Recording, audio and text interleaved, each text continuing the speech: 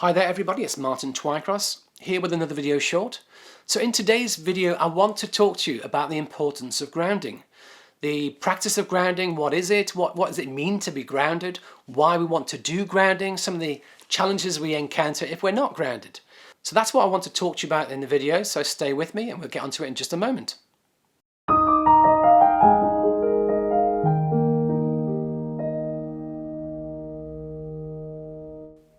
Okay, so grounding. What does it mean to be grounded? So to be grounded, it means that you have to be in your normal, waking, fully alert, fully functional state, what we call the beta state of mind. We talk about the altered states, we talk about different states of altered states of awareness, alpha, theta, delta, but the beta is the normal state. That's where we want you to be. We want you to be grounded in reality. We want you to be fully functional within this world. We want you to be fully aware of what's happening. So to be fully functional in this world, you shouldn't still be in an altered state. We don't want you in an altered state. We want you to be functional in this world. That's what we mean to be grounded. And so grounding refers to the practices of making ourselves grounded. The tools, the tips, the techniques to keep ourselves grounded. So do I teach grounding? Absolutely. Do I think everybody should be taught grounding? I do. It's particularly relevant for beginners because I often find the people who have the greatest challenges are beginners in beginner circles. But even more advanced mediums can encounter problems and challenges when you're working with the altered states and grounding. So I believe everybody should be taught grounding. It's particularly of relevance to meditation, when we're doing meditation, when we're doing altered states, when we're doing trance. And I'm also a trained hypnotherapist, and with hypnotherapy, we're taking clients into an altered state, into a trance state. We're working with them, then we're bringing them back out again. And so we have to make sure they're back in the room, fully aware, fully functional, can get in their cars and drive home safely. That's what we're seeking to do. So we have to make sure the clients are grounded. So grounding is a very important aspect. So do people need grounding? I'd say the vast majority of people, the vast majority of the time are fully grounded, no problems at all. There's a very small portion, very small subset of people, a very small percentage who do encounter problems in their spiritual development with grounding. And over time they can become to the point where they're not grounded at all. They can move to a point where it's like a chronic state of not being grounded. But for the vast majority of people, they are grounded for the vast majority of time. But everybody occasionally can encounter issues with grounding, particularly in meditation, particularly in altered states, and particularly with trance. So it's something to know about grounding is vital for all of us with our development. So why are some people not grounded? Why would some people not be grounded? There's three things really. The first one is when we come out of an altered state too fast or incorrectly. If we don't bring ourselves back from an altered state slowly, carefully, in the right way, we can not be grounded. We have problems with grounding. And what happens is we feel odd, we feel spaced out, we're still in that altered state, we can feel imbalanced, we can feel an imbalance within ourselves, we can feel very spaced out, as I say, and you just don't feel fully alert, fully aware. Some people are a bit sleepy. So all of that, it's a temporary state. That can often happen if people come back from meditation too quickly. So, you know, the tutor says, and now I'd like you to bring yourself back one breath at a time to full awareness. And the person sitting there just opens their eyes, whoosh, back there, gone from being in an altered state of awareness and the meditation to being back in this state, and it's too sudden. They haven't moved back fully. And so we've got this disconnect. We've got them in a state of imbalance, and they're not grounded.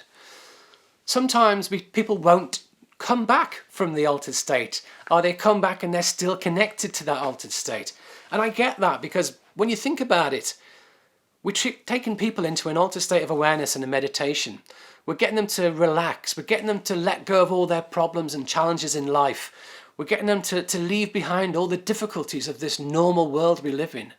And they move into that beautiful state. They may even move into a state of connection with spirit, or the spirit realm, where they set them in the power, maybe in this beautiful state of awareness.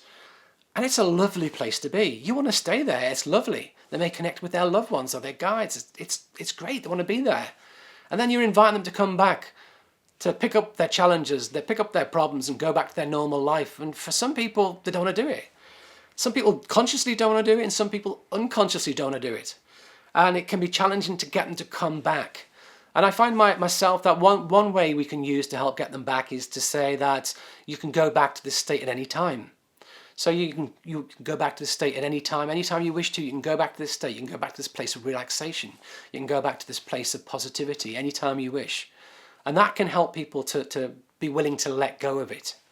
And certainly if you teach circles or classes, you're going to encounter these problems of people not coming back correctly, of people not wanting to come out of meditations, not wanting to come out of altered states. And the longer term issue we have is where people move further away from the reality of this world. In their spiritual development, they want to be in that state of spiritual connection, in that altered state all the time, and not live in this earthly realm and not have to face the challenges of life.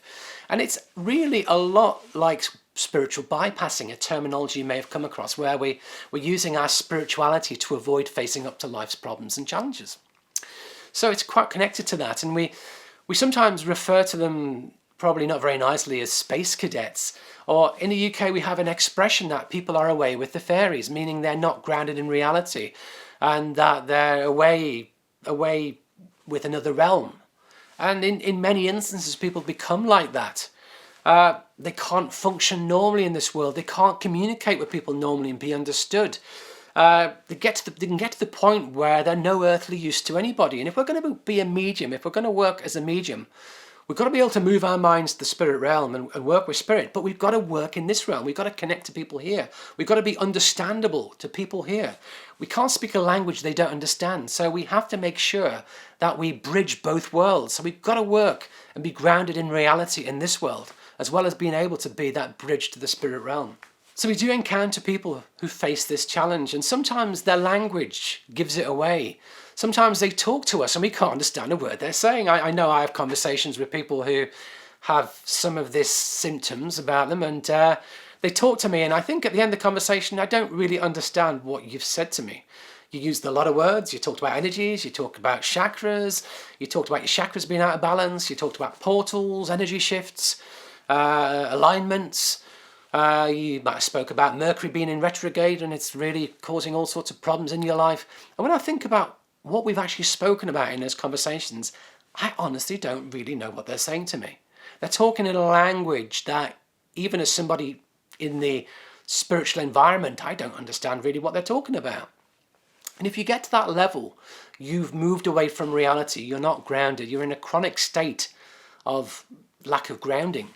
So we have to look out for that.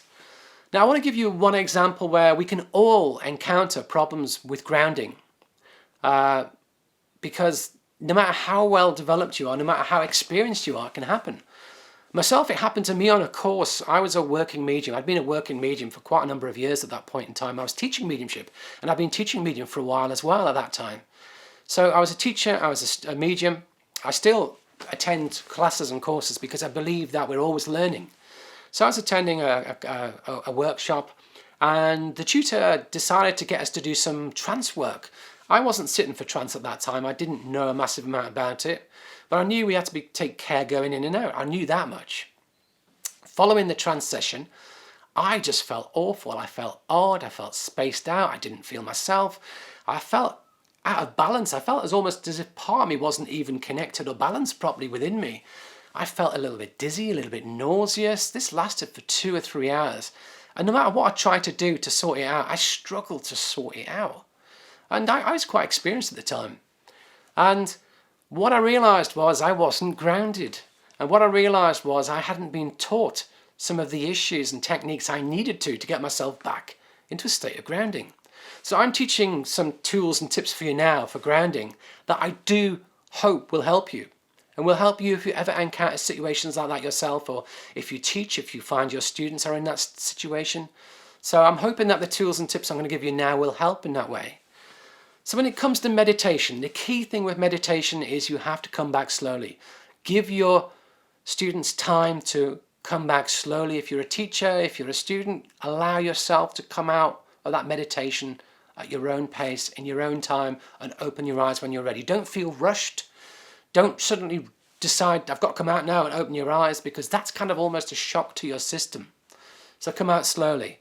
If you're a person who you have encountered problems with grounding, then you need to be aware of that. One tool and technique for you to use is to imagine grounding yourself just before you come out of the altered state.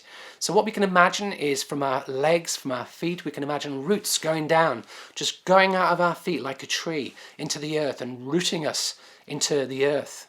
That's quite a powerful tool for grounding. With trance work and altered states works, it's critical to come out of the altered state slowly. It's critical to bring ourselves back very slowly. With trance, usually it should take minutes to come back. It's not in a minute, it's several minutes. So if you're in a trance state, take your time coming back. And that was my problem. I'd come back too quickly. I didn't know it, but I'd come back too quickly. And if you do come out too fast, like what happened to me, the technique you need, and this also applies to meditation, if you don't feel right after coming out of meditation, the same technique applies. You take yourself back in. You sit, you close your eyes, you just allow yourself to comfortably relax, and you go back to where you were. You set the intent to move back to where you were. And then you bring yourself back out, but slowly. And in most cases, good 90% of cases, that technique will help resolve it. That technique will shift a great deal of the symptoms of it. So that's the most profound technique, and I was ever so grateful for the person who taught me that, because I wasn't aware of that technique, and it's vital that you know it if you have that problem. Some other tips if you temporarily don't feel great after you've been in an altered state or a meditation is, first of all, drink some water. Just that practice of drinking some water helps to ground us. If you can splash some water on your face. If you're in your own home or a place and you've got time, you can always have a shower. That's helpful. I always find doing routine chores, routine cleaning, putting the bins out, doing the washing up, that really helps ground you. That always brings us back to a sense of reality, I find. Also, connecting with nature, connecting with your pets, going outside, being in the garden, being in nature, lean against a tree, hug a tree. If that's your desire, hug a tree. Trees are very rooted and grounded. They're a great metaphor for grounding. Be close to a tree. But always, if you don't feel great, first protocol, trying, if you can, move yourself back to where you were and bring yourself out more slowly. That will really help. So with the longer term issue of becoming ungrounded in the long term, that's a lot harder to deal with. First one, being aware of it. If you're aware that can happen, that's really important. If you're aware that over time this is a risk people face, and think about it. Think about yourself. Are you prone to that? Are you prone to escaping from life's challenges and problems? Is that something you may be prone to do? And if the answer is yes, then you need to look out for it. You need to watch your language. Are you talking in a language that normal people wouldn't understand? Are you using a lot of spiritual jargon that doesn't necessarily make sense to people? If that's how you're talking normally, then there's problems, because most normal people don't use spiritual jargon. Talk to your friends. Say to your friends, this is a risk, I've heard of people who get like this. If I ever get like this, can you let me know? And hopefully they'll tip you the nod and wink that, there's a problem. If you are aware of it, you can deal with it. But, we just have to live in this world. Interact with as many normal people as you can. Talk to normal people. Be amongst people from all levels. Bring yourself down to reality. Volunteer to help with people in different environments. But most of all, embrace life's challenges. Many people who become that way, it's an escape mechanism. It's a coping mechanism to get away from the challenges and problems of life. So being involved in life's challenges, facing up to life's challenges, being courageous with life's challenges is a really good way of dealing with that in the long term and moving away from it. So I hope that you can see from today's videos the benefits that grounding gives us. And I hope you can see the benefits of knowing about it. And I do hope the tips I've given you will help you if you ever encounter problems yourself. So if you found this video helpful, then do hit the like button. Feel free to leave a comment. If you like my teaching, if you'd like to receive notification of more of these videos, then do subscribe to my channel and do hit the notification bell and receive notifications of when I bring a new video out. So I hope that this has been a benefit to you. I hope you've enjoyed it. I look forward to seeing you in the next one.